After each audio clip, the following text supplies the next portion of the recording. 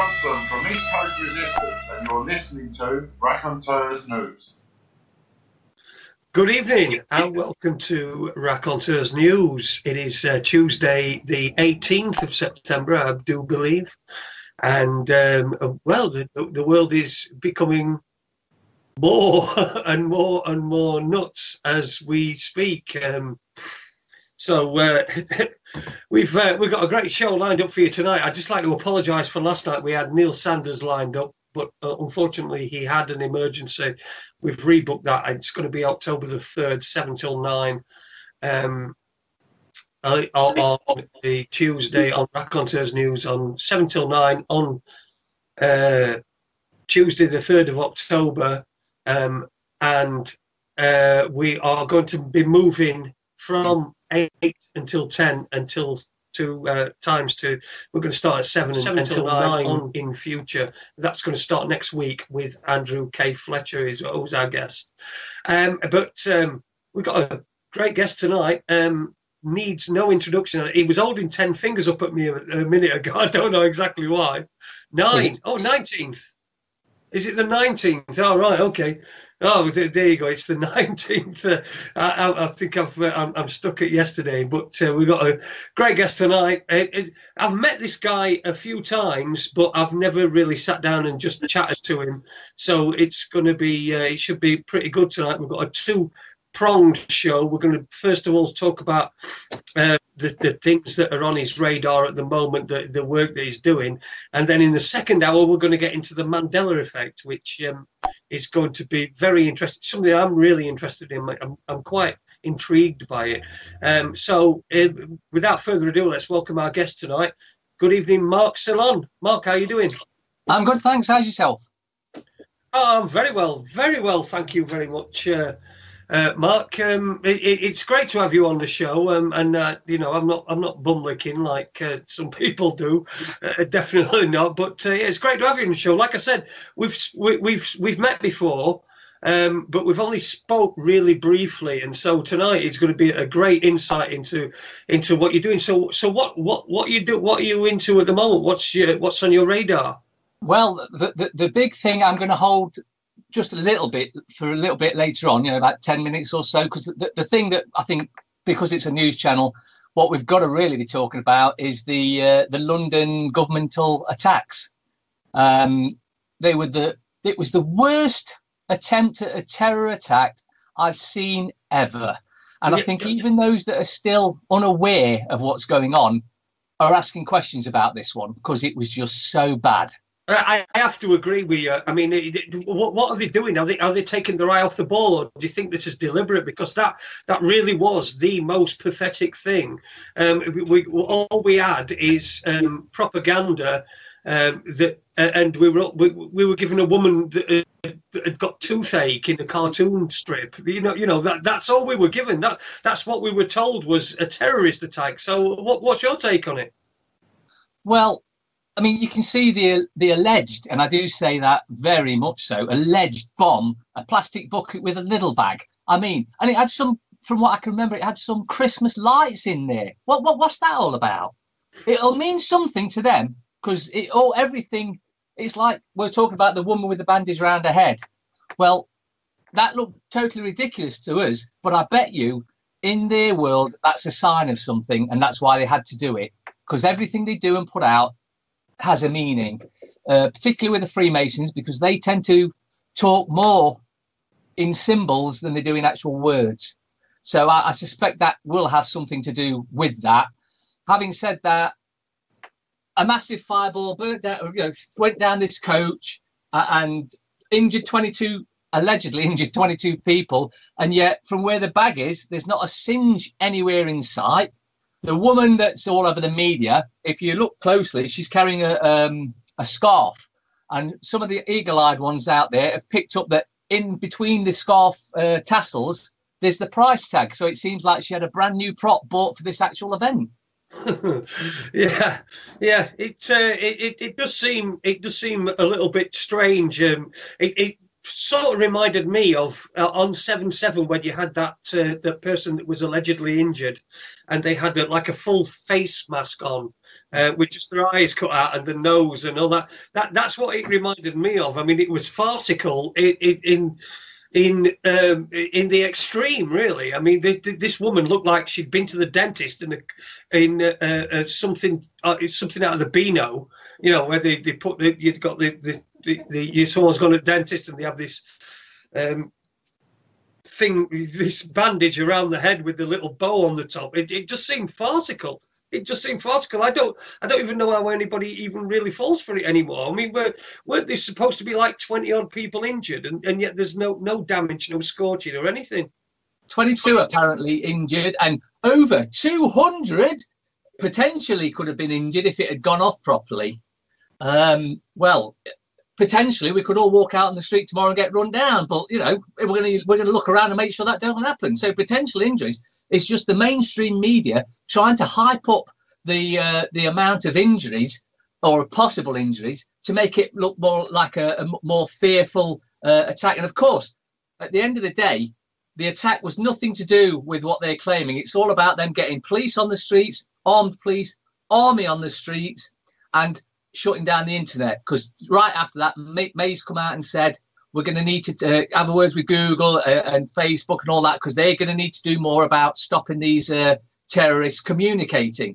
And in a video I put out about it very shortly afterwards, I said it's dead easy to stop terrorists communicating, cut the government's internet off and terrorists can't communicate. Yeah, this seems to be the agenda across Europe. I've recently been in Spain, and I was in Benidorm, and along the beach there were armed police with submachine guns. It seemed to be like a theme. It seemed to be like people being acclimated to that, so they're climatized to accepting that there's going to be armed police on the beach. And I did notice as well that there were on a few occasions some girls came out of bars and wanted to have the photographs taken with these officers with these submachine guns, and they were really not very accommodating. They were just sort of saying no and everything. So it seems that not only are they their presence is being introduced, it's also that they're not, they don't even seem to be human. You understand what I mean? Yeah, they're so indoctrinated into the system. You're all the enemy. Stay away from me. I'm doing my job here. I'm doing a job for everyone, and it's a good job, even if it means not being friendly to anyone. Because at the end of the day, we're dressed in black because we're here to scare the crap out of you. Mm. Yeah, they do appear like stormtroopers, don't they? They're absolutely unrecognisable. I've noticed, because we've in our house we're up pretty early, and in the morning we usually pop the TV on while we're getting dressed and stuff. Forgiven. And the bills started to come on right from the very start. So the bills come on from the very start, and the difference between the attire that they're wearing at that time, which I think it started sometime in mid-80s. Yeah. So now it's completely different. It's completely militarized now. This is why they're all wearing black now. I mean, it was a well-known saying, oh, here's the boys in blue. Well, now here's the boys in black. And of course, black is a dark colour, as you're aware, but that's also to put you in fear, because if you do watch any of these TV propaganda shows, then you'll always see the good guys are in black. You know, the police in the black robes, and even the black FBI, CIA, all in black, but they're there for your benefit. So nothing to worry about. They're there for your benefit. Except, of course, the more you look into it, the sooner you realise that they're not actually there for our benefit at all. They're actually there to take control. And in fact, I was looking on Facebook today, and it was on about Churchill.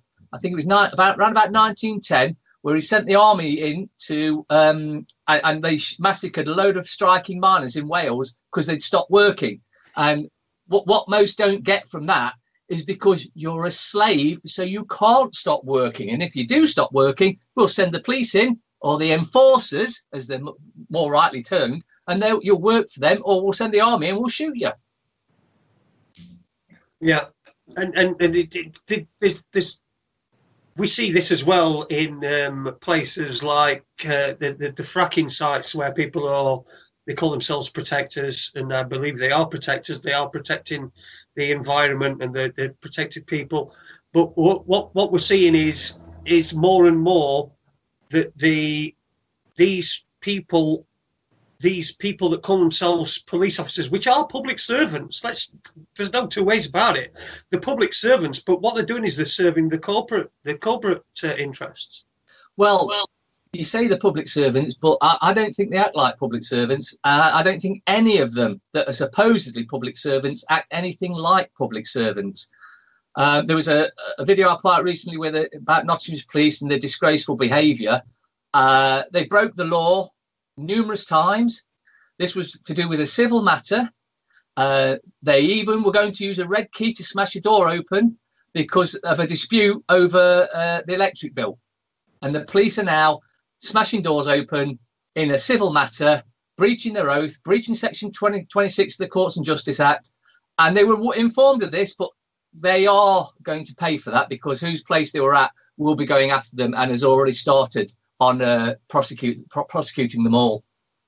Yeah, well, I had South Yorkshire Police burst, smash use the big red key into my house. It's on YouTube if anybody wants to find it. South Yorkshire Police Criminal Gang. It's in there. That were a couple of years ago. That situation is in hand, and the people, the officers, the public servants that broke their way into my house are going to be dealt with. There's absolutely no doubt about that at all. So, but yeah, like you say, it seems that we're now, when somebody says to me, because I used to have this thing, and I'd say to police officers, I'd say, you're a public servant. I'm a member of the public, and I don't allow my servants to talk to me like that whenever they gave me any grief or anything like that. But now you're completely on edge, aren't you? Because you know that they'll use any excuse. And Section 5, public order, is that their go-to statute, and they'll arrest you on that. Even if just standing up for yourself. That or breach of the peace is the favourite one. The amount of times they threaten and arrest people for breach of the peace when it's actually them that's been breaching the peace is absolutely disgraceful. Because a lot of times it's peaceful, stopping others doing whatever they want to do, knowing that it's wrong, and you're peaceably trying to stop them, and the police come up heavy-handed, mob-handed, and will just kick 7 bells out of you and let them do whatever they want. And of course, we don't really get any recourse in court as well, do you? I mean, what's your experiences recently been of the courts? Have you had any experiences of the courts? Because we all know that they're really corrupt and dodgy. Well, I mean, I must admit, I've had a couple of good experiences, to be fair. One was 2016 January, when I was in court for a 3-week trial for going on Tom Crawford's roof, and we got found not guilty. The main reason for that being, again, they couldn't produce the warrant in court. The judge ordered the CPS to bring into court the next day, or even get it sent over today, a certified copy of the warrant. He left the court, contacted Nottinghamshire Court, asking them to send a certified copy over, and he had to stand up in court and say there was not a judge in Nottingham that would sign the warrant to say that was a certified copy. And then what brought the trial to an end was on the day before it ended, the judge ordered the CPS to bring into court the next day the warrant, the original warrant they'd used to kick Tom Crawford out of the house, and they couldn't do it. Next day, the CPS stood up and said, "We offer no evidence." We got found not guilty on that. Then they tried to do me for drunk and disorderly when I was simply challenging them their attitudes. They were in baseball caps and whatnot with dogs, and I'm sure you know, but they'll say the dog has indicated you've got something on you, and that's it. There's no way of saying you haven't. If they say the dog says you have, then they'll search you regardless, and that's what they've been using in town. And I was particularly gestating at them for doing exactly this and searching 2 guys that were just sat on the bench. Nothing was found on them, by the way. But then the cops took a bereavement to me and eventually beat me up. But fortunately, that was on camera. and I managed to chuck the camera. I thought to someone to grab, but apparently it dropped on the floor, and somebody picked it up for me, thankfully.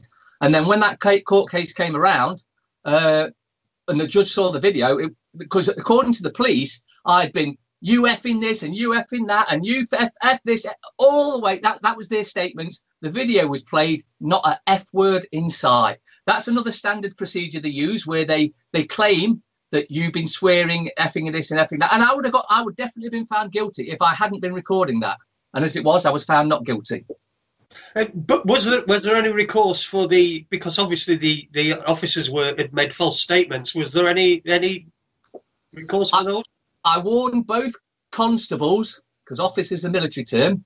A constable is a constable that has one job: prevent a breach of the peace. That's his job. That's it. An officer, like I say, is a military term, and that's when they come in enforcing for banks and anyone else they want to. I cautioned both of them before they gave evidence that if they committed perjury, they could go to prison. And I would be asking the CPS to prosecute them. They carried on, lied through the teeth, which was proven when the video was played. The next one come in, I cautioned them again, lied through the teeth, and I was found not guilty. The cops get up and walk out of court. The CPS refused to charge them for perjury. So the CPS actually refused. You did ask them to charge them with perjury. Yeah.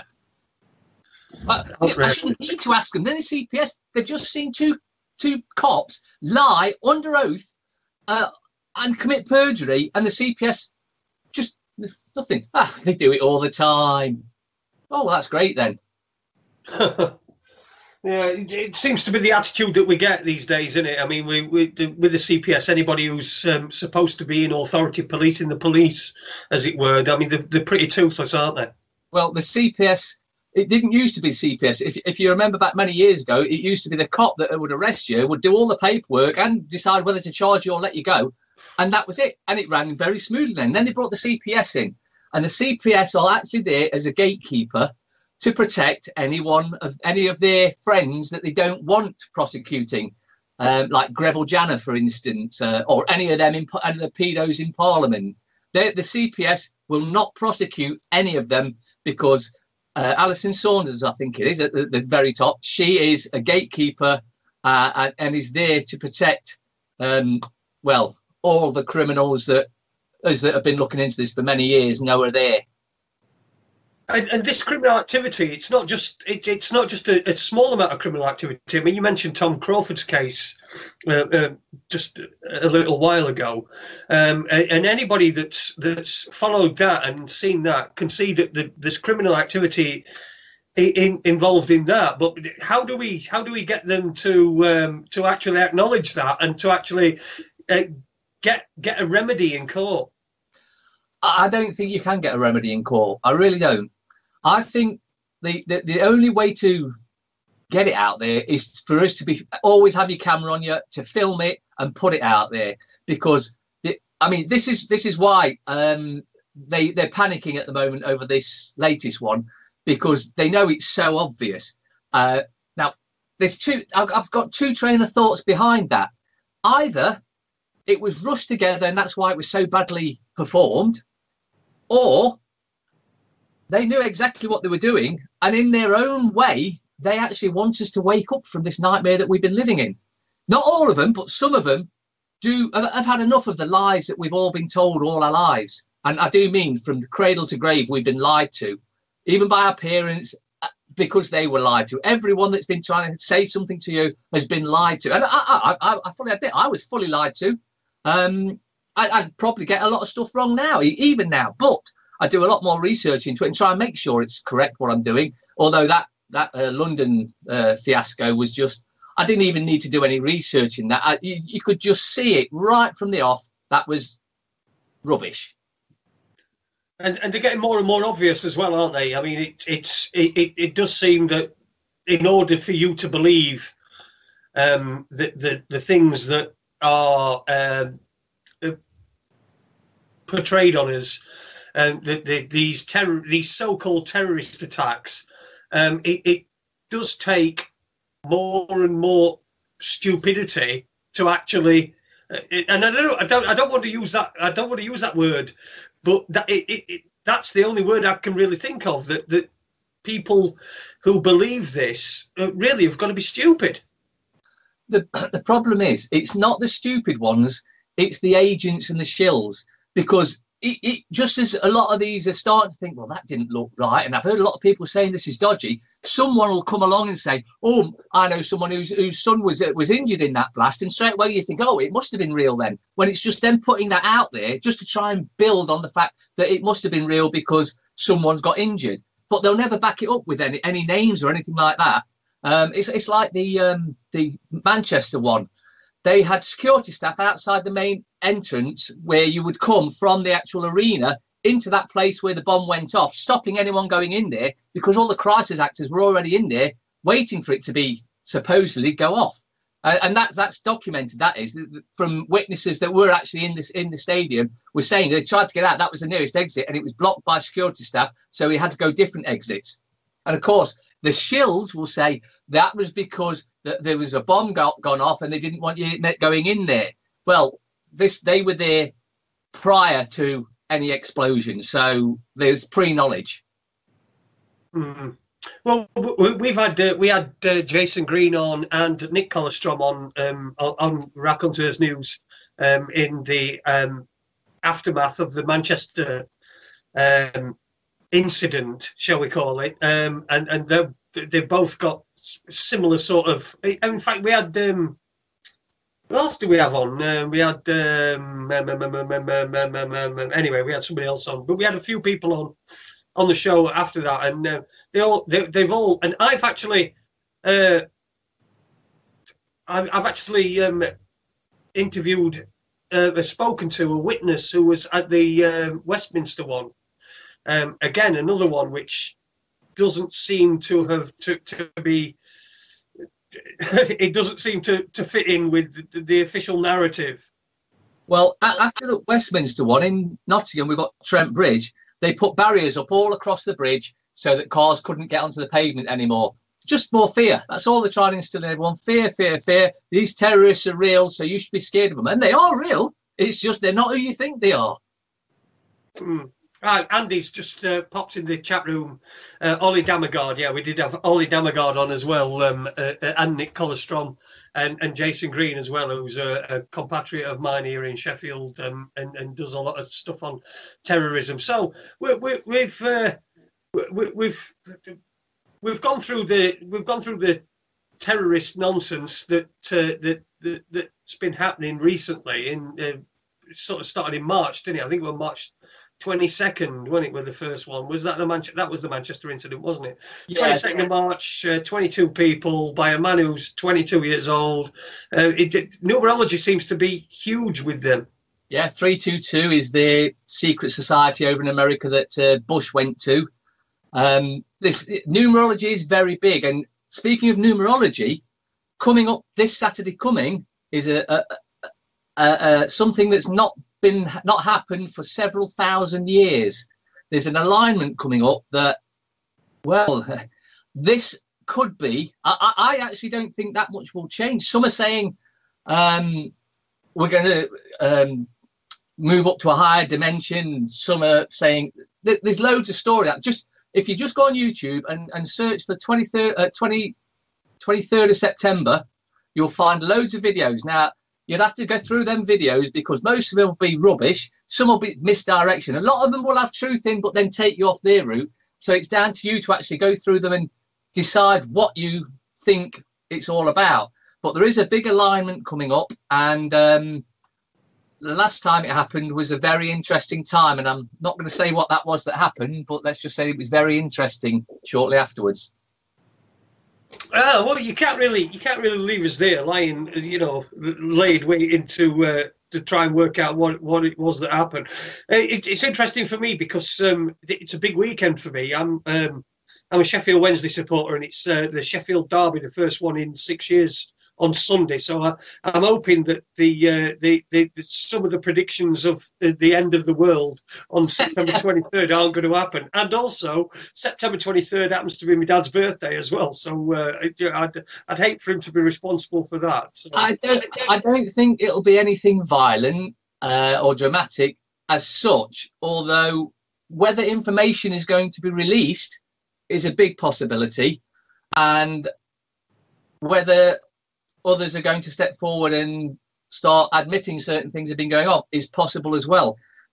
What's happening is we're about to enter fully into Aquarius, and we've just been through 5 years through a dark patch in the universe, which is, and I think you could probably agree that the past 5 years have been pretty dark in general anyway. Well, we're coming out of that on the 23rd. Apparently everything should start to get better, and that's what I'm hoping for anyway. Well, I think we all hope that, don't we? We all hope things are going to get better. Like you said, things have been pretty dark for a few years, but there's always beacons of light in this darkness, and people like yourself who try and get the information out there and try to help people as well. So what's if we sort of move on from the end of the world on Saturday, this coming weekend, and let's hope that it doesn't happen on Saturday, because I'm really looking forward to the football match on Sunday. But moving on from that, what else is going on in your world? What are you concentrating on? Well, if you do any searching on YouTube, you'll find there's a lot of videos out there at the moment with them saying that they've managed to access their birth certificate bond account. Right.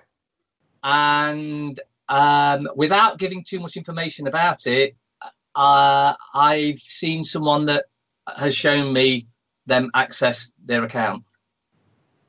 Okay, well that's quite a development. Are you going to? Well, what is it? Experimental at the moment. I mean, how do we? It's all experimental at the moment. It's to do with a certain few things. But I'm sitting back waiting to see what happens, because over in America, someone accessed it, but was I won't say greedy, because there is an unlimited amount in there. But they bought themselves an RV, which is like a camper van, for $500,000. Okay. And they bought it and they got it. And then the FBI came, raided him, arrested him, and confiscated the van. Even though the account is in his name, using his, well, over here it's national insurance number, they still came and arrested him, because they know if we all access it, well, end of fear, end of worry, end of bills, end of debt. And that the debt is the thing that they've been keeping us in control with the most forever and ever. I mean, I can remember back when I was a good slave. And I was thinking, yeah, I've got a great credit reference. Didn't realise that meant I was a really, really good slave. That's all it means. And so when you change from living in that make-believe world of pleasing your master, and your master is that bloke that has that carrot at the end of a stick just in front of your nose, saying keep a good credit reference and you'll get credit. Well, yeah, but if you keep a good credit reference, then you're doing exactly as you're told, and you're the perfect slave. That's what it boils down to at the end of the day. That those with a good credit reference are the perfect slave. And some will come back and say, yeah, but I want credit in the future. It's because they don't realise that, and I know I'm talking to a crowd here that do know that money isn't real. Money is made up by the Bank of England. They print some special signs on some pieces of paper or plastic, as it is these days, and they say that's worth so much amount when it costs 10 pence to make, but they're telling you it's worth £5, £10, £20, whatever. So, and it's backed by nothing, as we all know. So this is why, of course, it's called fiat, because it's worthless bits of paper. In fact, it will get to the stage. It could get to the stage soon where you're actually burning these bits of paper to keep warm. And of course, that could be a reason why they're changing them over to plastic, because plastic will give off toxic fumes if you burn them. Yeah, that's an interesting thought, isn't it? I mean, this move to plastic is interesting in itself. Like you say, the note itself is worthless. The only value given to it is what we give it ourselves, the slaves. It's what we perceive it to be valued. We know you can take it into a shop and you can buy food with it. You can take it to a pub and you can buy beer with it. But that's only because those at the other side, those that are taking that money off you, believe that they can put that in the till, go and spend it themselves later. And they can at the moment. But one of the taxes that we are all under, which no one ever seems to talk about, is inflation. Inflation is a tax. That is all it is. It's nothing to do with keeping everything in equilibrium. It's about increasing the amount you have to pay for everything. So your wages have to go up. And they've done a very snidey little thing here by making sure your wages do not go up, batting inflation, because then you'd be on par and everything would be cool. Except, of course, it still wouldn't be on par, because although your wages were going up with inflation, the inflation that is passed on to the gas bills and electric bills are made up inflation on your gas and electric. I mean, when they upped the price recently by 12.5%, they would have gone for 25% if they could have got away with it, but 25% is a quarter, 12.5% is an eighth, and they figured that we'd never think too much about that, so they put the bills up by an eighth. And they do this sort of thing almost every year or every other year, whichever company it is. They're all saying, we're not going to put the bills up, and then suddenly they do. It's like this, whoever it was, I can't remember the name of them now, but they said they weren't going to put the bills up, and then they backtracked on themselves and did put the bills up. And interesting, actually, I got something for Kev here a bit. I just got someone sent me a letter they'd received from British Gas stating that they don't have a consumer credit license, because he was asking them, well, if you're allegedly supplying me with gas and then I pay at a later date, you're giving me credit till that later date. So you do need a consumer credit license. And they said, no, we don't. And they replied saying they haven't got one and they don't need one, when I believe they actually do need one. And I say do need one. No one should have any licenses for anything. But these are the big boys that are screwing everyone over. They should definitely have a consumer credit license. The fact they haven't, as far as I'm concerned, just proves what those that have been following all this sort of stuff knows, that they're all criminals. Yeah, I think we're all in agreement on that they are all criminals, all these corporations. And that's not the individual shareholders or anybody that's involved with that. It's just that the way that these companies and the systems that they put in place are set up, and the systems that are put in place by the police that help these people to rob ordinary people of their wealth. And I think that's what it is. And what you see, I've got this belief that all these cuts that are being placed upon people. So what we did is we had working tax credits and child tax credits and all these different tax credits that were subsidising people's income. So as a result, incomes haven't risen because they've not needed to, because people have been subsidised. Now they're cutting back on all these subsidies, these working tax credits, these child tax credits and all that sort of thing. And then the interest rates are going to start going up. And that is when people are going to start really, really struggling. What do you think to that? You're absolutely correct there. And here's why they do all these different chopping and changing from universal credit to PIP or whatever names they give all these different things. And this should be an awake moment for anyone that is in them situations. The reason they change it from one to another is because when they do, they actually change the contract that you have.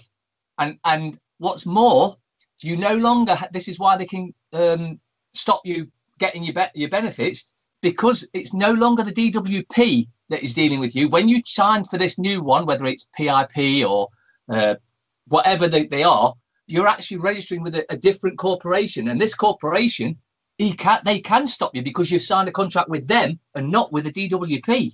The DWP cannot stop money being taken off you because it's your entitlement. Although they do keep changing the words, and their favourite one is to call it a benefit when it's always an entitlement, because an entitlement can't be taken away. So all they did was change one word from entitlement to benefit, because then if it's a benefit, I can take your benefit off you. And that's exactly what they did. When they start changing all these things, it's a different contract with no longer the DWP, but a private corporation that gives their staff bonuses for kicking people off any type of money that they are due. Yeah, we've got a few quotes in the chat room. We've got Unique Lee. Oh, God blimey. It keeps going. It keeps running away. It's like blood on your hands. I say it's more a case of we. I don't know what that's all about. A non 4-3-5-8. It's a game. We're all playing it exactly. And the Uniquely has made the point that the DWP are a whole different ball game. But you're right. They keep changing it, because when you are granted an entitlement, like you say, when you make a claim and you're granted an entitlement,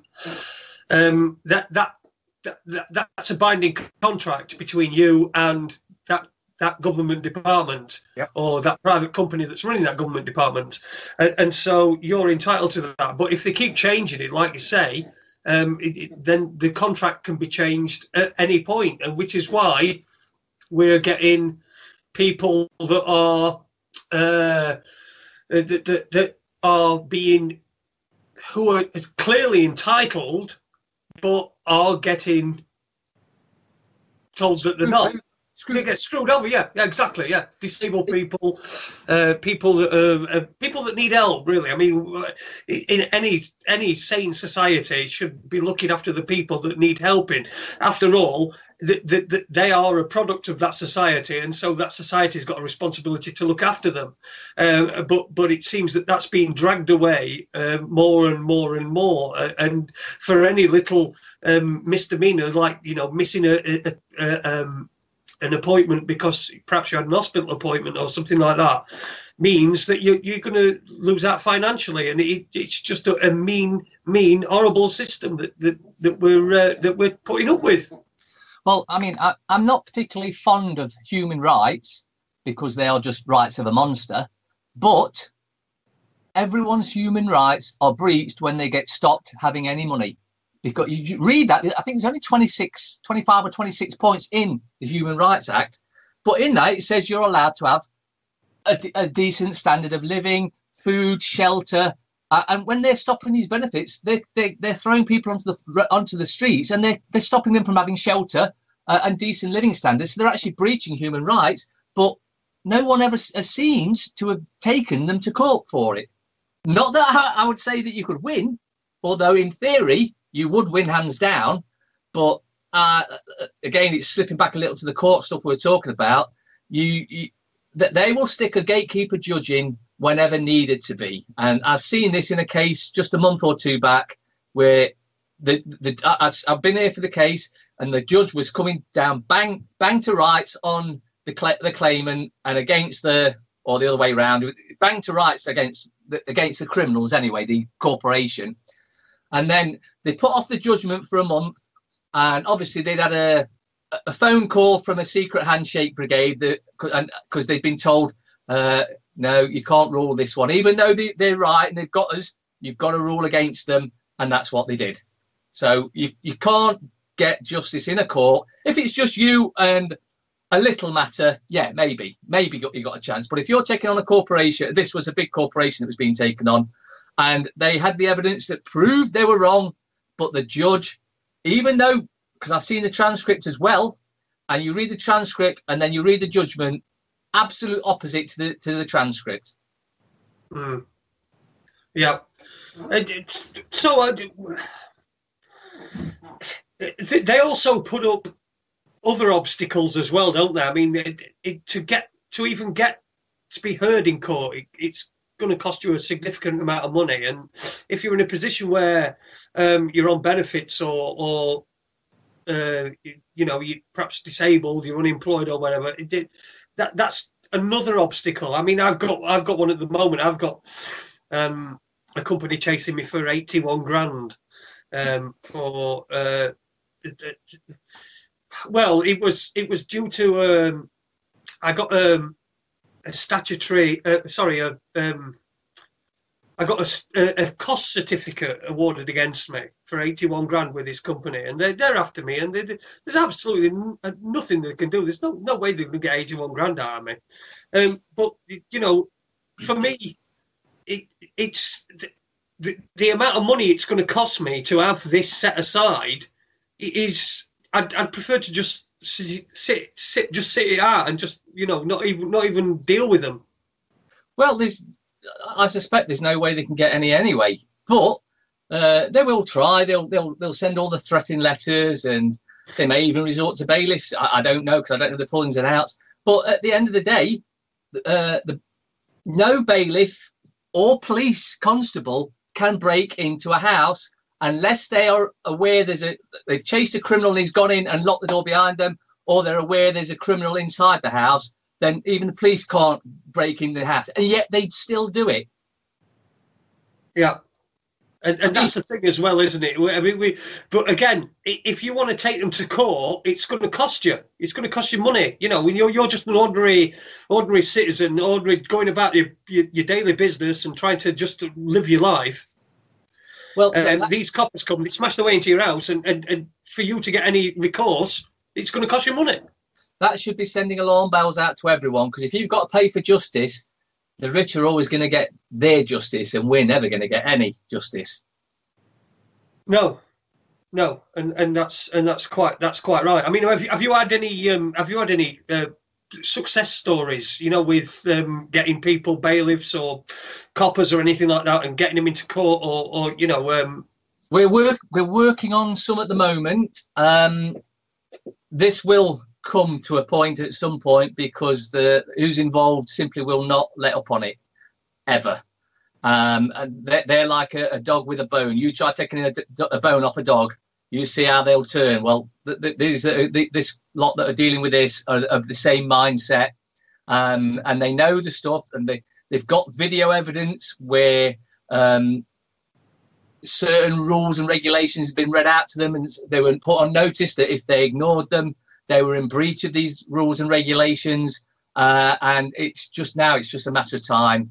But having said that, the group I'm talking about have so many other things going on at the moment. Again, a lot to do with the court sort of thing. And I take it, have you heard of the Gap Court? No. Well, that's a new thing we found recently in Nottingham. They're calling it the Gap Court, which means it's separate from the actual court. And one of the things to ask there is, where do they get their jurisdiction from? They hold it in a magistrate's court, just like you're going to a magistrate's, but it's a gap court. And they put in what they expect you to plead, whether you're going to plead guilty, not guilty, no case to answer, or I'm not a slave, I'm not coming for anything. Give us some idea. I mean, I've never heard of this gap court thing, so give us some idea of what it is. Is it like a pre-magistrates court sort of hearing? No, it's on par with a magistrates court, except it's totally unlawful. Okay.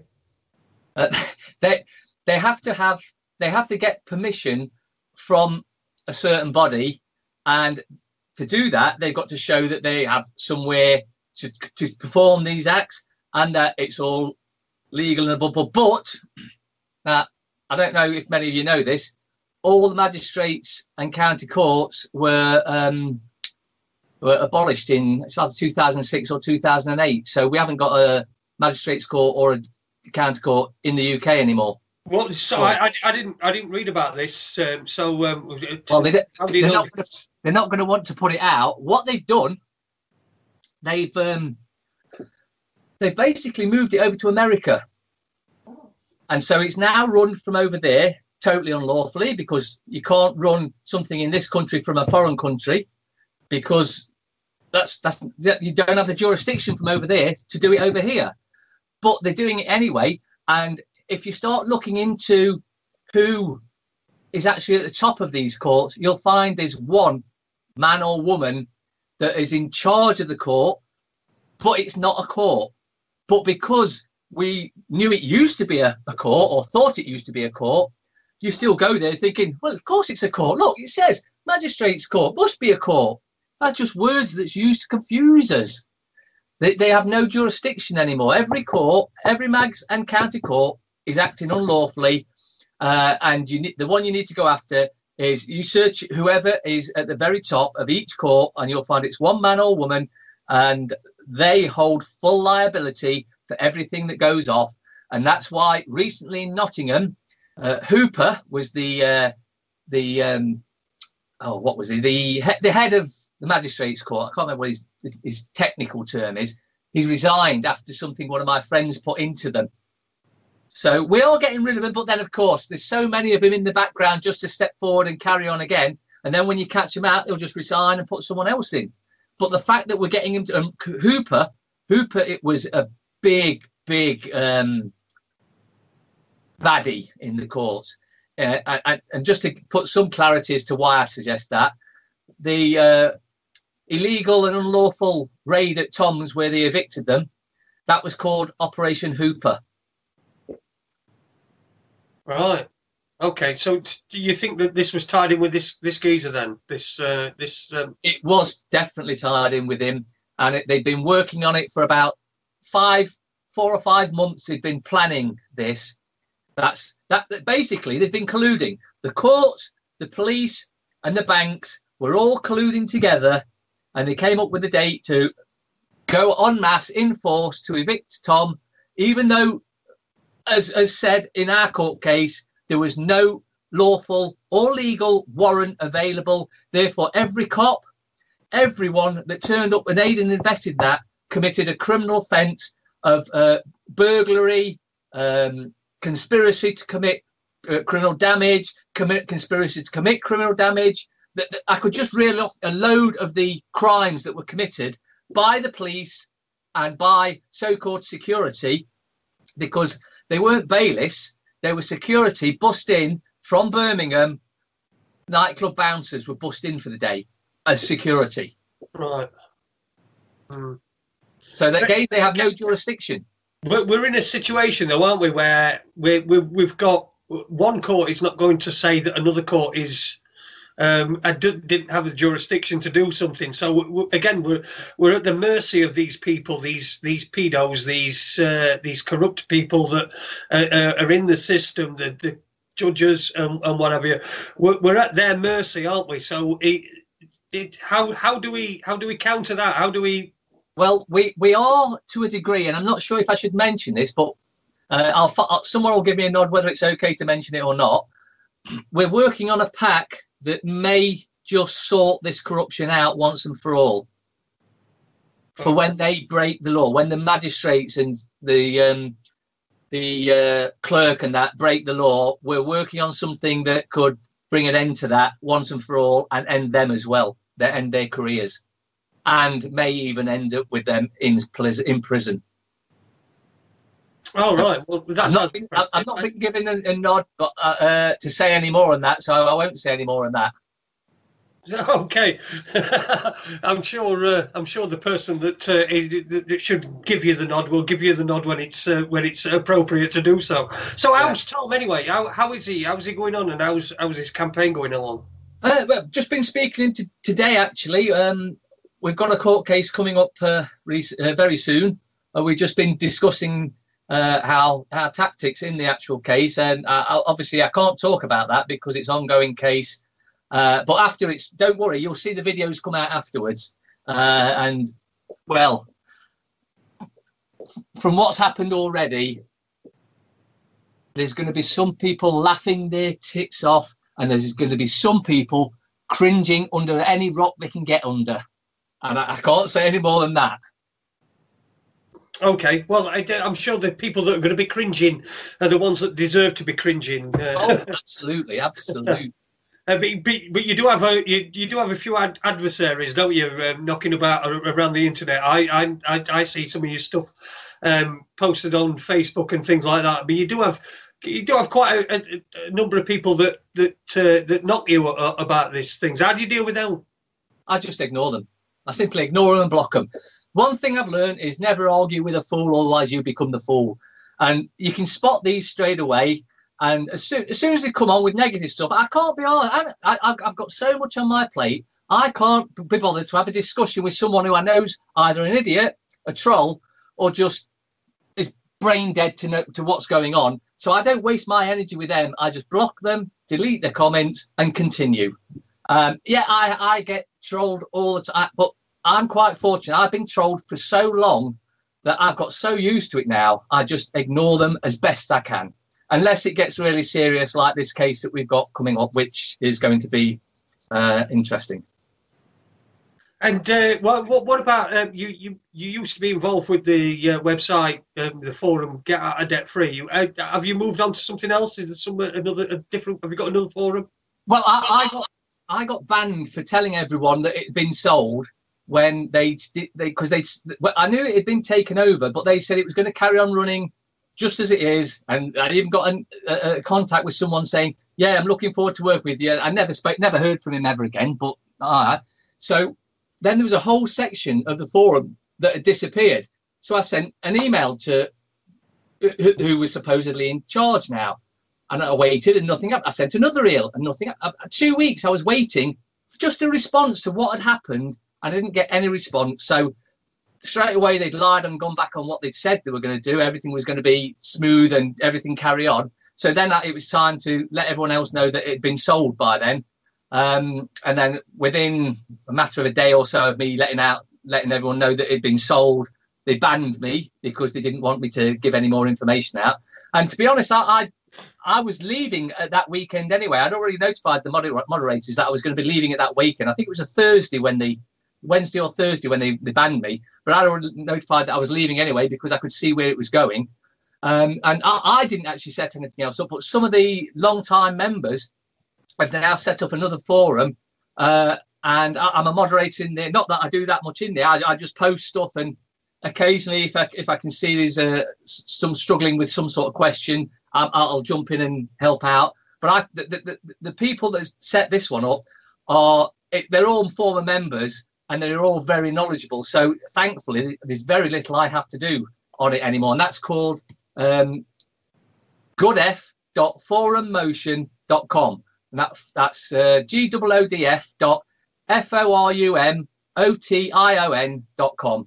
And that's where I think all the former moderators from GoodF are on there, and several that weren't moderators but were prolific posters on there. So it is really like a home from home, that everyone's back on there.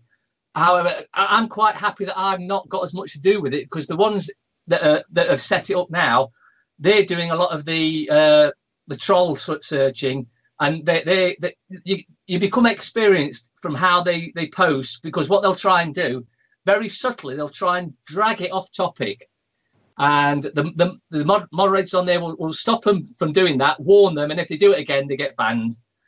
So we've got way more moderators looking after things, so the trolls, in theory, shouldn't be able to get a foothold in there.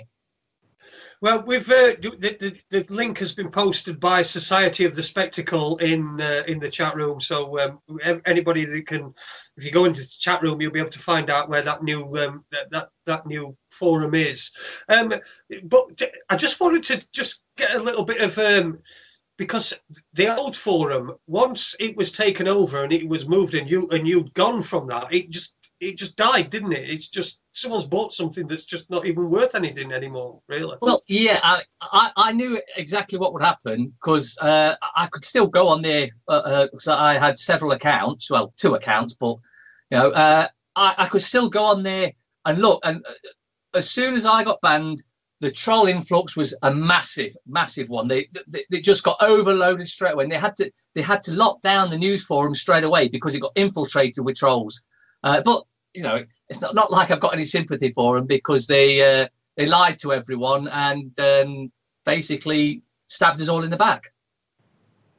Yeah. Well, I must. I've not checked out the new forum, but I certainly will do. I did do posted in the old one. In fact, I outed a guy that I knew on there, who was part of a debt collection agency. Yeah. I think it was I think they were called somewhat Vicente or somewhat Daft or somewhat anyway. But anyway, I knew him. I knew who he was, and he'd actually attended Tom's the first time when Tom was defending his house from the bailiffs, when the bailiffs first turned up. He'd been to that, but I knew that he was. I knew exactly what he was, and well, I outed him anyway. Anything else? Because we're going to do the second hour. We're nearly at the top of the first hour. So in the second hour, I want to talk Mandela effect with you because I think that's it's a really interesting subject. So anything else you want to add to this particular part of the show, and then we can move on. Well, the meeting we had on Saturday was a very, very interesting one again. First of all, we had a guy on talking about the September 23rd and all the alignment, and he showed us all the alignments dating back to whenever, and all the numerology and Hogmon, loads of stuff connected with it. Very interesting. He got a round of applause afterwards. And then we had someone on talking about trusts, and the trust stuff. I've got to be honest with you, I love it.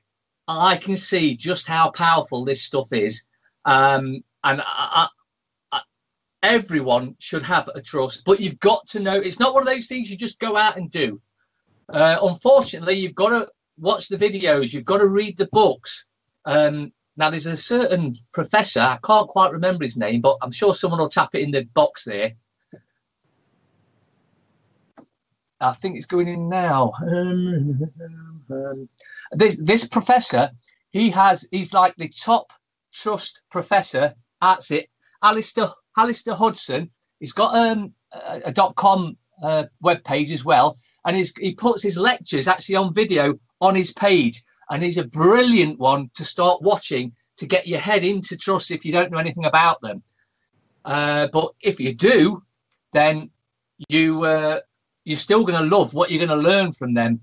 And the more I've studied and the more I've researched with friends and whatnot, in fact, there was another guy at the meeting as well doing similar stuff, but from a different angle. And he may be doing a talk later about trusts later on in the year sort of thing. And okay. They are so powerful. They trump just about everything. It's all, and that's the thing. Everything, and I do mean almost everything, is what's known as a construed trust. It's a debtor-creditor relationship, and a construed trust. I'll give you one example of what a construed trust is. Council tax. Right. That's a construed trust, and what that means is the council have put you in that trust, but they don't have to tell you you're in that trust. You think you're just paying the council tax because you're supposed to, or something like. No, you're actually in a trust, and there are ways out of that. But that's not for me to talk about on here. That'll be for someone who's done the work. I've just sort of like looked over their shoulder and been amazed at what they had going on, and I can tell you. I can tell you it's absolutely amazing what is going on with these ones that are looking at the trust stuff. Well, brilliant. Well, we're at the first hour. We're at the hour mark, and we're going to play a couple of records, which is what we do at this point in time. But when we get back, I think before we get into the Mandela effect, we should talk about your meetings and what the one that you just were referring to, and any future ones as well. So we'll get into that as well before we start talking about the Mandela effect and getting all tinfoil hat and woo-woo and everything. So anyway, you're listening to Raconteurs News. I'm Jason Holmes. It is the 19th of September. I think I've got that right this time. 9th of September, it's Tuesday. I'm with Mark Ceylon. He's my guest this evening. We're going to play a couple of records, and we'll be back in about eight or 9 minutes or something like that. With Mark Ceylon, we'll talk about his meetings and perhaps get a little bit more into trust and the Mandela effect. So we'll see you soon. And welcome back to Raconteurs News. I'm Jason Holmes. This is the 19th of September 2017. Just to give you a bit of a heads up on what's happening next week. Next week, 25th of September, Raconteurs 2. There won't be a Raconteurs 2 on the 25th. It's my wedding anniversary, so I've got shit to do.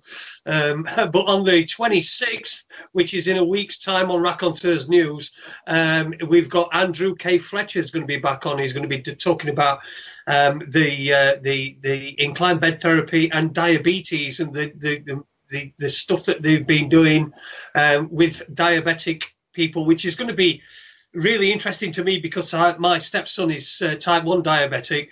So I'm hoping that there's going to be some good information on that. But that's next Tuesday. But no Raconteurs 2 next Monday unless Adi decides he's going to do one. He is back now from his holiday. But tonight I'm joined by Mark Ceylon. So Mark, how you doing? Did you enjoy your little break then where we had them records played? Yeah. Thankfully, I've got a mute button this side. Yes. I do apologise. Sorry. The Marijuana There by Heath. That was the last song that we had before that. It was The Earth Dies Screaming by UB40, but it was the extended version without any lyrics in it. It was the karaoke version, I think we call it. Anyway, Mark, what were we talking about? Tell us about you were telling us about this meeting that you had this weekend. Tell us a bit more about that and where they are and how often you have them. Well, it's the third Saturday of each month, and it's not my meetings. It's organised by someone else. I just film them, but it's the third Saturday of every month. It's supposed to start at 1 p.m. Till 5, but sometimes it runs over. And it's at the Navigation Inn, which is where the magistrates' courts are. If you walk past the magistrates' courts from the train station, it's the other side. You come up there, and there's the Navigation Inn right by the canal, and it's in there. And we go upstairs, and that's where the meetings are held.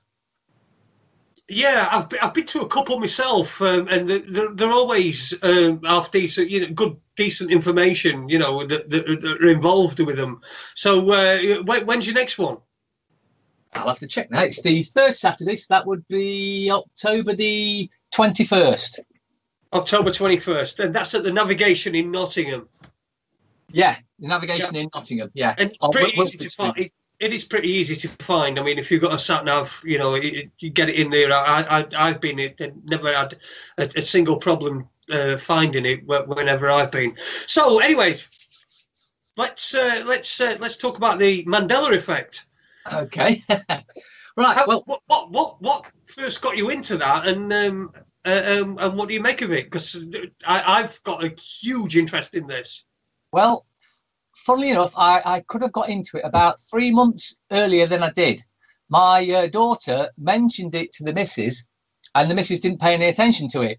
And it was about 3 months later she mentioned it, and I overheard it, and I went and looked it up, and it was like, no way! How can this stuff have changed? Because the things that have changed shouldn't have changed, and there's evidence of what they were like before. I mean, the biggest one for me is... it's called residue, that, isn't it? It's called residue. When the ones where there's evidence of how it used to be, how people remember it. That they call that residue, don't they? Yeah. Well, yeah. For me, the biggest one is just residue. There's no actual evidence of what it used to be like, apart from what's in your head. And for me, it's got to be the Wizard of Oz. I mean, the Wizard of Oz. Do you remember them carrying anything? You got the Scarecrow, the Tin Man, Dorothy, and the Cowardly Lion. Do you remember them carrying anything? I know where you're going with this. Because when I was growing up, I was growing up in the 80s, and we had a video recorder when they were first out, and we'd videoed The Wizard of Oz, and we'd watched it as a family hundreds and hundreds of times. Hundreds of times. And I know where you're going with this, because it was as much of a shock to me as it was to anybody else that I've spoken to about this. But are you talking about this scarecrow with a gun? Yeah, the scarecrow with the gun. The cowardly lion only ever used to hold his tail, but now he's got a butterfly net. And the Tin Man has got a large spanner as well as an axe or a hammer, whichever one it is. But as well, there's other things have changed in it as well. And I mean, the only thing that can spring to mind is that, and I'm sure if you've watched it that many times, you'll remember it, where the Wicked Witch goes, "Fly, my pretties, fly," and they go off to attack Dorothy and the rest of them. Well, it's no longer that. It's now fly, fly, fly. Yeah, no, my pretties. Yeah, none of that at all. I suppose Forrest Gump's a big one because almost everyone's seen Forrest Gump right at the beginning, where he's sat on the bench with the black lady next to him, and he says, "Life is like a box of chocolates. You never know what you're going to get, except in this reality." And it's never said that.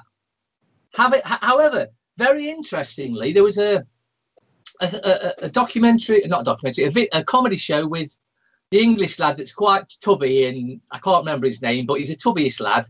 And he had Tom Hanks on his show, and he was doing a quick run through of famous things from his films, and one of them he did was Forrest Gump, and he says life is like a box of chocolates, except in this reality it's always been life is like in this one it's life was like a box of chocolates, where it's always been life is like a box of chocolates. But there are ones as well, though, that people bring up, and I think to myself now that I've always known it the other way around. In particular, the JFK car. People will say that there were only 4 people in it, but there wasn't. I can remember actually 6, because there was JFK, it's Jackie, and then there was in front there was Governor Conley and his wife. And then in front there was the Secret Service guys that were driving. But there are people that swear that there was only 4 people in that car. Now, here's where it's probably either going to explain it all to you or make you even more muddled. What a lot tend to do is they think there's just, well, those that think anything about it at all, they think there's just 2 realities that have merged together. When in actual fact, I believe there are multiple realities that have merged together. And I did a talk last November over in Hull, and I was talking about this there. And there was a couple. The husband said, well, he remembered it the way I remembered it. And his wife said she remembered it the way it is now. So and he said, who's right? I said, well, you're both right, but your wife is the one that's remembering it the way it is. You're remembering it the way it used to be. And so I'm sorry to have to tell you this, but that's not your wife. It's not. It's a wife, looks identical, almost identical things, but from a different reality. It's the only way I can justify or explain how the two that have lived together for almost all their lives and whatnot could have the changes. And that also explains, because I don't say that everything that they put on there, I remember it, some of it the way it is. And this is why I'm saying the only thing that I can logically get around that is there's been multiple realities that have merged together. And apparently it's been proven that by quantum physics and all that sort of stuff, that there are multiple realities. And that's when it gets confusing. Because, say, for instance, when I was going to Hull, and I'm going to Hull, and I'm going pretty much the same way I would have gone normally, but say I turned right at some point. Well, the suggestion is, for another reality, I turned left. And we both ended up at the same place, but we went different ways. And in the other one's reality, same, everything happened the same, except that they got a different route to me, and all happening at the same time. But then when you look into it more and you start to realize that time is not the way you think it is. We think time is linear, and it's not linear. We've been deliberately brainwashed to think it's linear, because if it's not linear, then the other options that we have available are massive, absolutely astounding. Now, I don't know what has caused the Mandela effect. I can only go on what others have said. And it does sound plausible that it's something to do with CERN, where they're smashing these particles together. Because a lot of the research I've done into that suggests that they are actually trying to open up a wormhole to an alternate reality. And if you want to go down the full dark side, it's a demonic reality to let a load of demons come in and run amok all over the planet. Well, I've got news for most of you. The demons are already here and they're already running amok. But that's allegedly what others are suggesting. Now, if you look into the furore they did with opening this tunnel, that was an absolutely demonic dancing ceremony where they had devils coming down and all sorts. It was totally demonic. And I absolutely believe beyond anything that those in charge are Satanists trying to take us to whatever level of hell they want to take us to. And just by judging what's going off now as compared to the 70s or 80s, when I actually enjoyed the 70s and 80s, I might have been a kid in the 70s, but I was grown up enough in the 80s to enjoy it. And there was nowhere near this amount of crap going off. But that, I believe, is to do with the fact that they've been slowly edging towards this new world order, takeover, dictatorship, prison planet that is now becoming or starting to materialize in your faces, like we were talking about earlier, with the police now in black gear and masks and no numbers, so you can't identify them. So basically, if they've got no numbers, they're just a bunch of thugs in black uniform. So do you think that this Mandela effect is something to do with the same people that are doing? You know, we know we've got a fiat system of money. We've got a corrupt governments everywhere, every single place. Not just ours, but you know. Putin is corrupt, and so is Kim Jong-un, and so do you think it's all part of the same thing? Do you think the Mandela effect is part of that same structure? I don't think they expected the Mandela effect to happen. And the first posting was in 2010 when somebody posted, and that's why it's called the Mandela effect, because somebody posted, what do you mean Mandela's still alive? I remember him dying in jail. Now, I must admit, I wasn't paying that much attention to Mandela in jail and all that sort of thing, so I don't know one way or the other. But I've no reason to dispute that he may have died in a previous timeline, because there's many celebrities that are still living now that have died previously. Or there is a book that says that Mandela died in April 1991. There is a book that is actually written in a book, isn't it? Yeah. Yeah. So.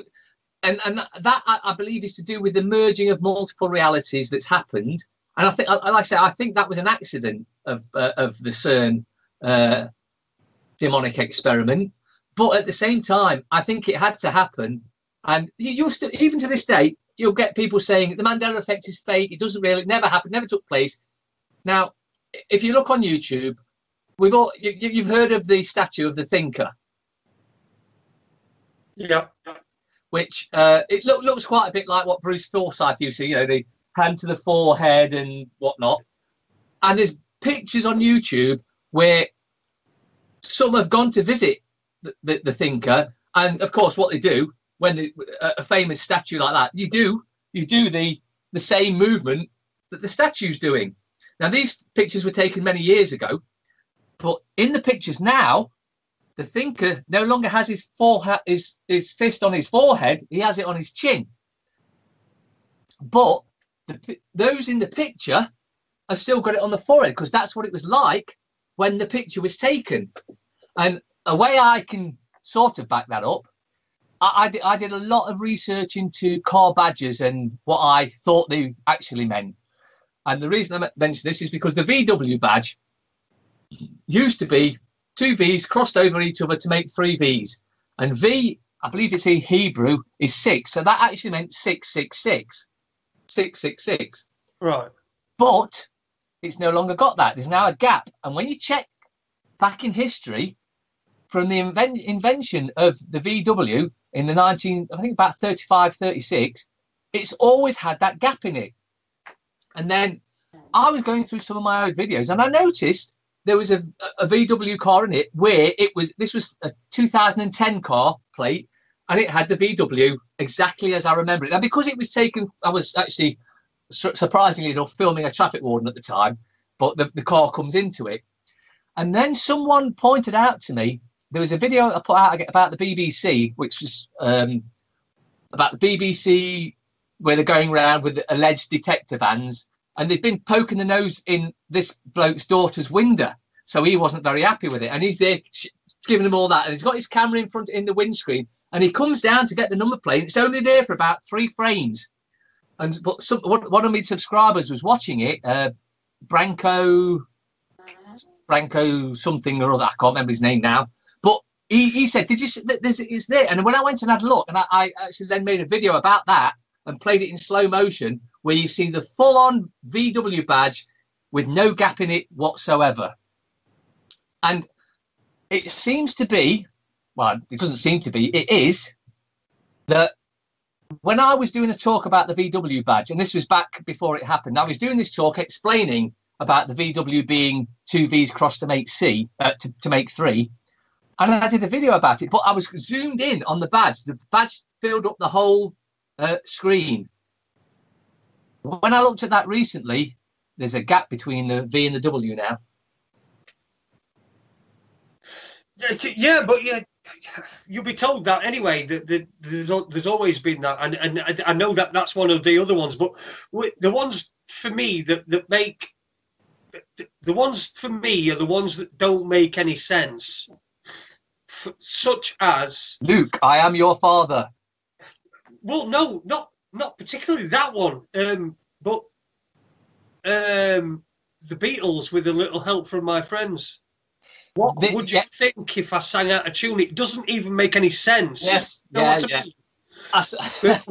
What would you do if I sang out a tune? Makes sense, but what would you think if I sang out a tune? Doesn't even make any sense. Would you stand up and walk out on me?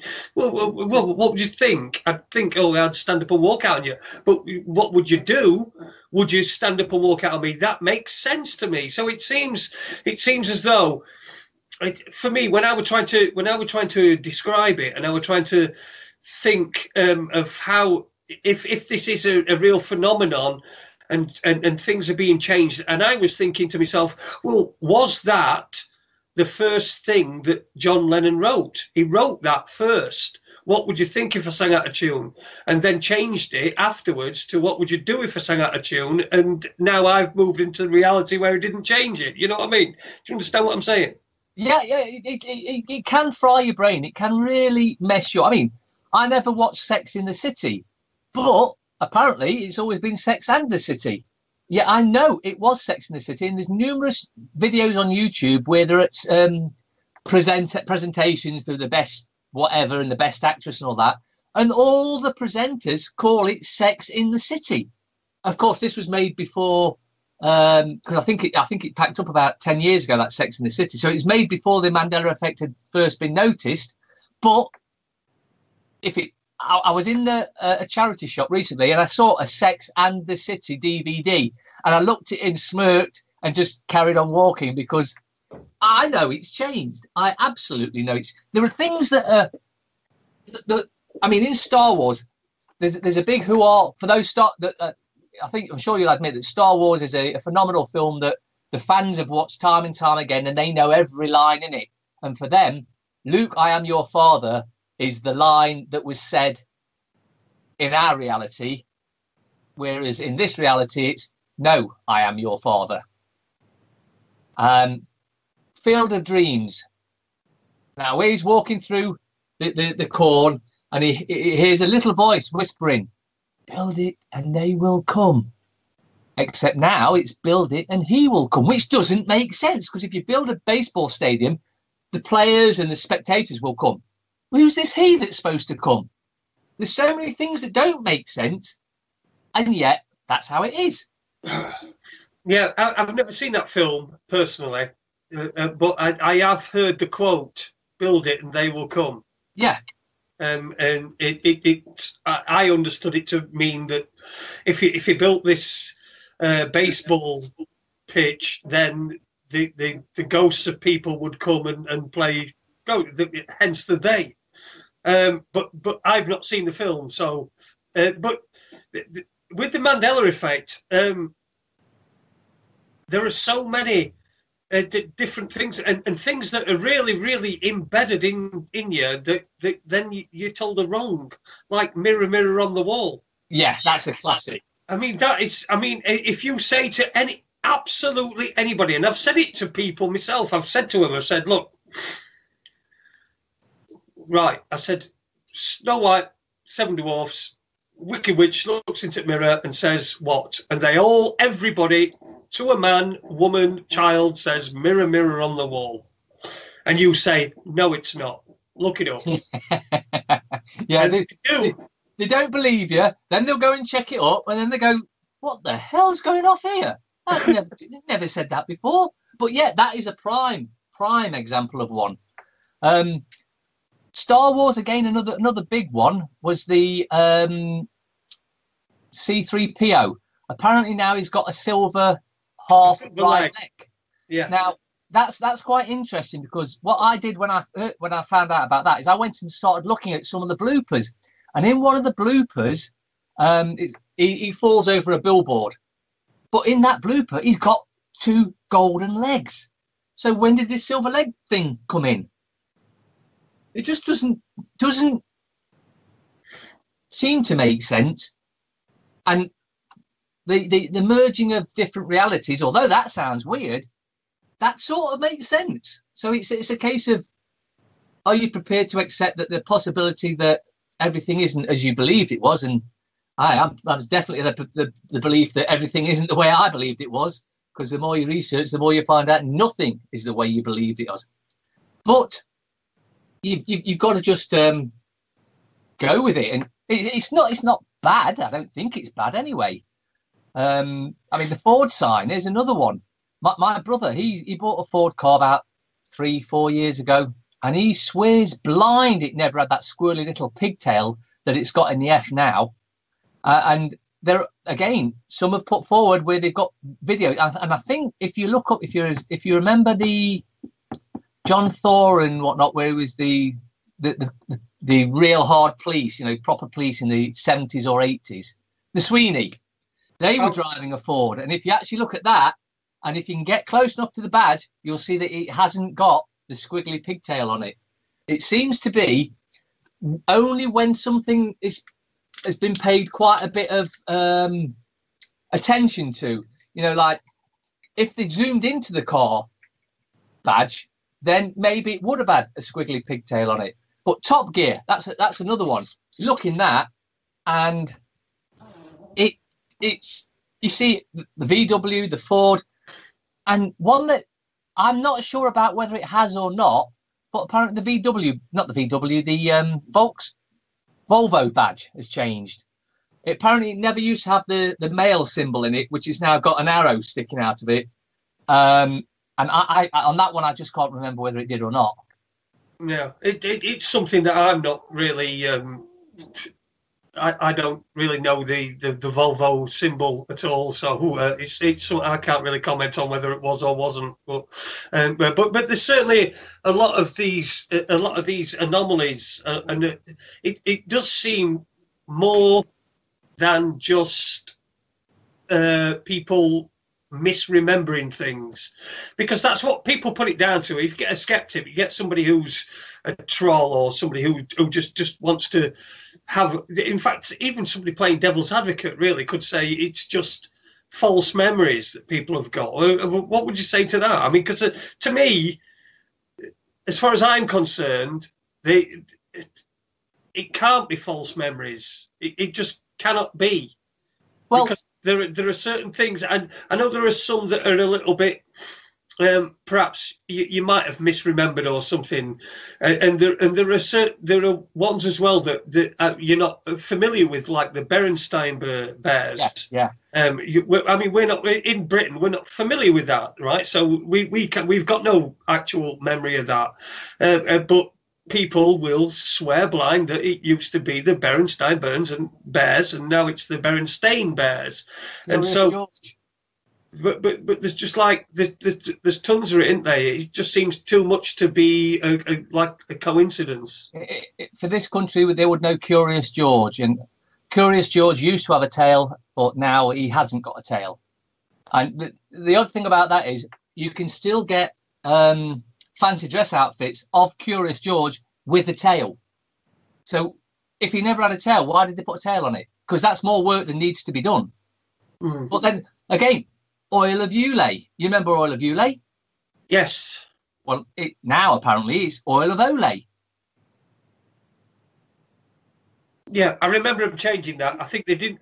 I think they changed it from Oil of Ulay to Olay. So they took the O from oil and the lay from Ulay. I think that was a change. I think if you look back, you'll be able to find that the Oil of Ulay still would have existed. Well, what?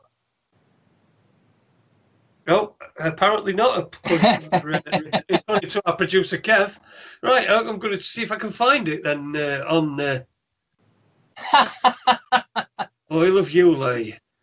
Well, you've got, while you're doing that, you've got everyone's played Monopoly. Now, on your box, did he have a monocle or did he not have a monocle? Because on my box, he definitely had a monocle, but now apparently he's never had a monocle. In fact, I've even got some of the stuff that we used to do on Goodeth were pictures of the actual guy, and we actually got threatened with copyright for using, and it had the monocle. But you know, we've solved the Oil of Ulay thing, right? It was a name change in 1999. It was decided to unify the brand under a global name. Thus, Oil of Ulan and Ulay became Olay on a worldwide basis, except in German-speaking regions in Italy, where it remained Oil of Olaz. In Netherlands and Belgium, it was renamed just Olaz. So I think I'm right on that one, Kev. You might be a great producer, but you're not always right. You don't actually know whether that change is part of the Mandela effect. Well, it's in keeping with what I remember. That's all. That's all I can say. It's in keeping with what I remember. So Febreze then. Mm-hmm. Febreze, Febreze. Yeah. Only got one E in it now. You know, this spray you spray on the carpets and furnitures and everywhere. Yeah. Well, it's now Febreze.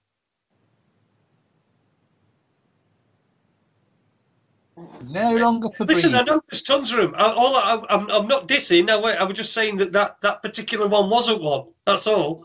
Well, I hadn't actually heard of that. It was Kevin that popped it in the box. really enjoy it, and I like this subject. I like watching videos on it. I'm watching constantly when I'm cooking in kitchen. I've got a smart TV in kitchen, and I'll pop a Mandela effect video on while I'm cooking. So I really do love this subject. So Well, give us another example. Oh, off the top of me. Well, you mentioned one earlier with the JFK. Now, the reason I remember 4 in the car is because I remember a documentary. It's done by Alex Jones, and it was about the JFK assassination. And they weren't so much concentrating in this. It was only a short video. They weren't concentrating on the actual assassination. They were concentrating on just before the assassination, where the Secret Service car behind waves the 2 guys away from JFK's car because they're supposed to be stood on the back of his car, and the Secret Service guy in the car behind waves them off, and they're like throwing their arms up. What do you mean? What's going on? Because they don't know there's a hit coming on him. But in that, there was only 4 of them. Although I'm sure that if you watch it now, there will be 6 of them.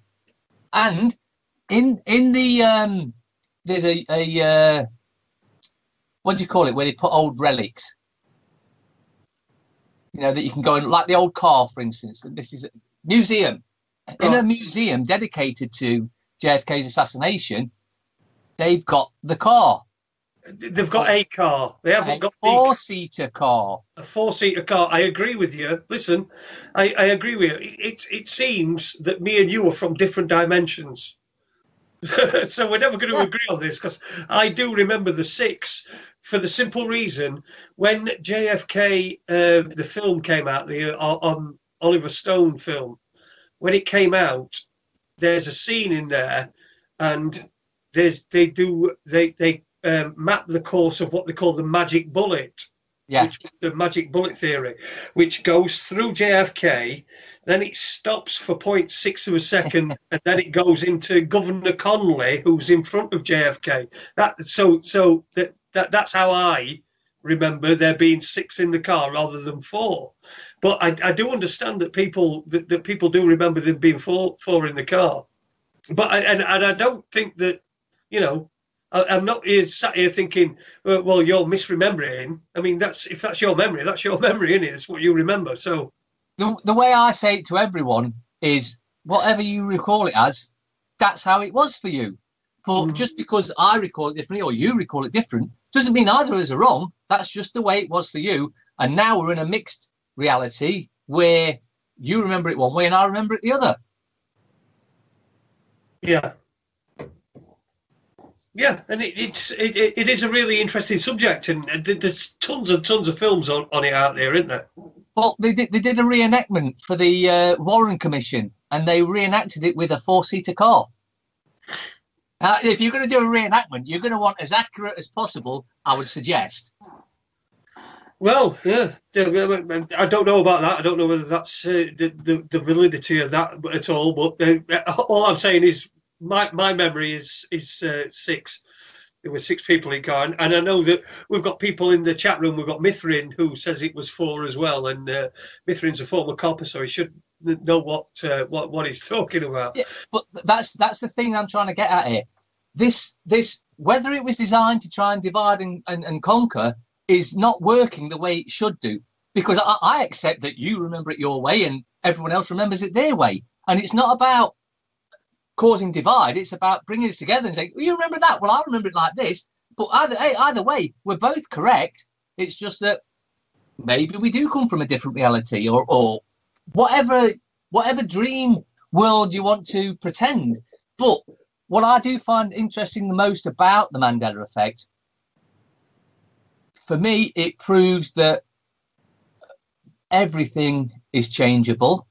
I mean, because someone said that, how do you know they didn't just go back in time and change things? And yeah, they perfectly could. I'm not disputing that. I like I said, I don't know for 100% what has caused it. All I know is real, and there can't be any dispute with the evidence of before it changed and after it changed, which people have talked about all over the planet. And I tell you, the one that did it for me the most, I've been to the Caribbean a few times for holidays, and Dominican Republic in particular, which is a really nice place, or was until this hurricane hit it again. I remember them 2 islands, the Dominican Republic and Cuba, being much further over towards England, whereas now Cuba is virtually touching Florida, and South America used to be pretty much below it, whereas now it's much further over to one side. And I remember that like it was yesterday, yet now it's changed. Also, Australia was further south than it is. Now it's virtually touching, I think it's the Philippines, or somewhere like that. And it was much further south, and New Zealand was further south as well. And when I was looking for this stuff, I was scouring. Unfortunately, the only way to catch this stuff out, and I suggest all the listeners do this, when they're watching any film or series from, say 10 years ago or so, and there's a map, anywhere in the scene, pay close attention to the map, even pause it and look at it, because if it's a world map, you may find things differently. And as someone has just pointed out as well, apparently the world is flat as well. And on that subject, I'm open. I really don't know, because I've looked into a lot of stuff they've said, and there's a lot of stuff that cannot be answered with a spherical model. One of the ones that does it for me every time is if the world's rotating and you take off from London to go to New York, well, New York is moving towards you at 1,000 whatever miles an hour it's supposed to be spinning at, and you're heading towards it at 500 or 600 miles an hour, and it takes you 10 hours to get there. So when you're coming back from New York back to the UK is spinning 1,000, I think it's about 600 miles an hour away from you. You're chasing it, and yet it still takes 10 hours.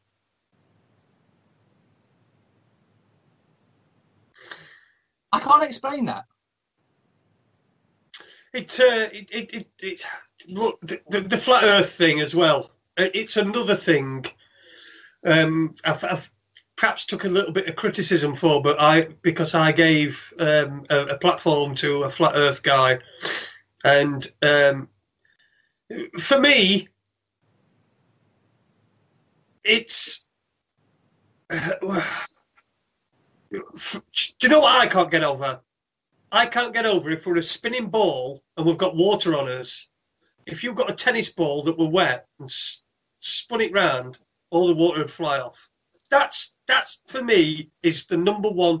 Someone could explain that to me, and not by saying there's some magical force called gravity, and which no one can explain. No one can explain gravity. No one can explain gravity. So that's the one they fall back on every time. Like I say, I don't know one way or the other. I tend to be one of those that keeps an open mind till I have enough evidence to prove it one way or the other. It's like the Mandela effect. I absolutely know that is a real thing that's happened. How it's happened, I don't fully know. I just know that it has happened. This flat Earth thing, they've taken photos down from one side of America to the other side. Not a massive distance, but maybe 50 miles or so. Well, the dip in that, it's 8 inches for every dip. The dip in that should mean that you can't see what you can see, but you can. Yeah, and but what they do is they put it. They come up with these explanations like it's a mirage, it's a reflection of the sky, it's a mirage. They do come up. Look, I know this is nonsense. It's complete and utter nonsense. And until somebody comes up with something that I'm going to accept. I'm not accepting that it's a mirage, it's a reflection on the sky, and that's how you can see it when it's 60 miles away, when the curvature of the Earth means it should be something like 1,900 feet below the horizon. Look, if someone's, I'm happy both ways. So if someone's going to prove to me that it's a ball, I'm happy to accept that. If someone's going to prove to me that it's flat, I'm happy to accept that as well. But you see, the thing is that at the moment, the position is it's a ball, and that's what we're taught, and that's everything. But it does not make any sense. Yeah, but we were taught history, and that's a lie. Yeah. But with the flat Earth thing, the one thing that I'm not sure, I must admit, I don't spend that much time looking into this. So it's only if something comes along that it sort of like gets me of interest, I'll actually watch it. But I'm not sure if they've mentioned it or not, but if it is flat, and I'm just saying if it is flat, is it spinning? I don't know. It would seem to go against everything we've been taught, and for that in itself, I give it some credence, because everything we've been taught previously has been a lie. Every war's been a lie. Every bank crash has been a lie. Everything that's happened has been controlled to the pinpoint precision, just like what's going on now. It's controlled to precision, except we're starting to see through it. And there was something, I can't remember what I was reading now, but it was something on about that. It was either 2010 or 2012 onwards, the veil would slowly be lifted. And I would absolutely agree, the veil of secrecy is being lifted, even though I could see through it before that. And I guess because you could see through it a lot earlier, you see so much more that it's like, wow, look at that. But you don't mention it because, I mean, when I first started talking about what I talk about, I'm a crazy guy, you know, and I've had it walking through town. And because, you know, I tend to watch what people are doing. And as I'm walking past, when I had a jumper on, say, with 9/11 was an inside job, and people are walking by and they're doing the, you know, curly hair and pointing to me sort of thing. And that, for me, is the epitome of ignorance. And I say that because they've decided I'm crazy because I don't think the way it's been put out on the TV, but they refuse to do any research to prove me wrong. That is ignorance beyond belief. Well, you know, if people look and ask, why would we be told that we live on a globe Earth if we don't, right? Do you think it's because every instinct that we have says to us that we live on a flat plane? We live on a flat plane. We're not moving. We're motionless. And do you think that because they tell us, all right, you're living on this globe that's going at 1,000 miles an hour, do you think that it's just so that we do not trust our instincts, the things that tell us what is actually going on around us, our instincts, we don't trust them, and therefore we can then be manipulated into believing all sorts of other crap? For that, I would say look back in history, because did we not used to think the world was flat? Yep. Until apparently somehow it was proven it was round. Now, how they could prove it was round, because it's a bloody big place, I don't know one way or the other. And like I say, I'm keeping my options open. I do know there's a lot of stuff going on that has been hidden. The North and South Poles I'm very interested in.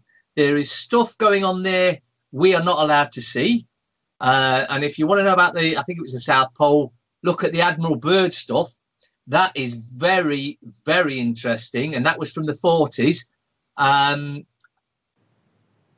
The things are changing. We can all see that. And it's becoming obvious to everyone we have been lied to. Let's not piss about here. We've been lied to from when we were born, and we'll be lied to until we realise the truth. And the truth is, everything you know is a lie until you see the evidence that proves it otherwise. That's the way I work nowadays. I don't believe anything. So some people have a go at me for posting things, and I post things, you know, that I haven't done. I post things because I think, well, that's interesting. Let's see what comments they get. So I post it to see what they get. But then they attack me because I've posted it. But like I said, you know, I don't care. You can say what you like. I post it for you to say what you think of it, and if you're right or wrong, it doesn't matter to me. It's just there to try and develop a conversation so we can hopefully, you can show me some evidence that I'm wrong, and I'll happily admit, if you show me evidence I'm wrong, yeah, I was wrong about that one. I'll put my hands up. Yeah, no problem. But so far, no one's been able to show me evidence that I'm wrong. Well, I've got to say, I mean, before tonight, I'd never spoken to you. We'd met, we'd briefly spoken, you know, exchanged pleasantries, and I'd never spoken to you. But I've got to say, I'm really impressed with the way that you wear your heart on your sleeve. You know, you're behind what you think. You know, you're not afraid. You know, we're talking about flat Earth, and you're there saying, you know, I'm open to it and everything. And then we're talking about Mandela effect, and again, it's another thing that you're really open to and you're really into. So I'm really pleased that we've had this opportunity to speak tonight. It's been fantastic. I generally say what I feel. I'm not one of these that will say one thing and mean another. You know, when I'm speaking, I'm telling you the way I believe it. If I'm wrong, I'm wrong. If I'm right, I'm right. If you can prove that I'm wrong, I'll hold my hands up and say it. But if you can't prove that I'm wrong, then at least do me the decency to go and do a bit of research to try and prove me wrong. Yeah. Well, again, but it's you've done your research on all these things. You talk about you talk on lots of different issues and lots of different subjects. What's next for you? What's coming up? We've got about 5 minutes left before we have to shut the show out. But so what's next for you, Mark? Well, for the time being, I'm concentrating on the court case we've got coming up, and then after that, I'll have time to go after things big style, and I'll be putting a lot more out. And what I say is to anyone, don't believe a word I say. Do your own research and prove me wrong, because I'm capable of making mistakes just like anyone else. It's just that I've been in this for so much longer than most that, it gets on you at times because you know so much. And for example, I was in a local pub once about 5 years ago, and the barman knew me and knew I talked about loads of subjects. And because I talk about loads of subjects, he assumed I knew everything. So he starts talking to me about something that I'd never heard of. I says, "Oh, I don't know. I've never heard of that sort of thing," because he was digging into, but from a different side. And that's the whole point: getting conversations going between others. And when I find something out from someone else, I'm like, "Whoa, that's great! I didn't know that." It's like this trust stuff. A mate of mine was digging into that, and he's found out so much. In fact, there's a group of them doing that, and there's a group that are working on the gas and electric warrants. I believe we're at a turning point now where we're about to start getting victories one way or the other. Okay. I know you want me to go on more, but I can't, because until we actually get the victory, I can't let the cat out of the bag, if you know what I mean. Because the victories we've got coming are going to, it may take a short while, but it's going to shake this planet. Well, that sounds like something worth waiting for. So no, I want it now, but we've got to wait. yeah. Well, we've got plenty of people been in the chat room tonight, and it's been. I really wanted to read out some of the messages that they put, but it's just been going so quickly, and I've sort of like been losing them throughout the show tonight while we've been chatting away. Without stuff, we've covered a lot of stuff tonight, haven't we? Yeah. Oh, I'll just let my friend from not in this country know, the one that posted the link earlier, Society. Apparently, I'm you, by the way, according to this court case that's going on. Oh right, you're him. You're Society of the Spectacle. Yeah, and he lives abroad. Oh right, okay. They don't do some rubbish stuff, don't they? Once the case is over, I can put out all this stuff and all those that they've mentioned. I'm multiple people or multiple posters, and I was playing out the Ghost Town with the Ghost Town special is going to be played out, but I have multiple personalities apparently, and yet, funnily enough, the guy that actually initiated this court case, he's the one with multiple personalities, multiple IDs, and I've even got that in his evidence. But hey ho, who am I? I don't want to give too much away because the case is coming up. But yeah, it's going to be a very interesting couple of weeks, and then I can get down to doing some more serious stuff, because when you've got this, I mean, this.